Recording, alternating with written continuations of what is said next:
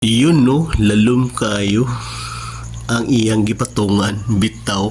Mao ni di itong akong gibonsay, mag 2 weeks na siya. Buhi na kayo.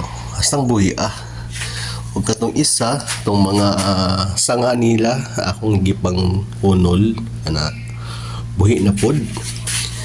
So i-transfer na ko na siya pohon sa sudlanan na lahi.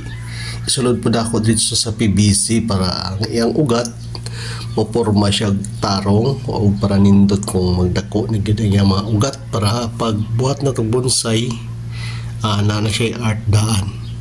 So pinyo pagaw-pagaw ko ay so mo na yung isa di ba dati itong napay silupin pagtanggal na ko ani wala pay sibol karong daghan guys sa sibol ay ana. Ako ni sa tanggalon sa PBC siguro pabutan ko na siya mga isa tuig siguro para madako na gitong mga ugat niya sa sulod. Wala mo siya ugat tong pagtanom na ko ani. Pero buhi siya kay tungod ki ICU na ko siya.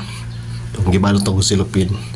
Pagtanggal ako silupin, mao na nang gawas na iyang mga salingsing. So mao na siya. Gi-update ra mo sa akong bougainvillea na maging bonsai pohon. Ang isa naging duha. So mao ra gina. Daghang salamat ug may buntag kinsan. Happy farming.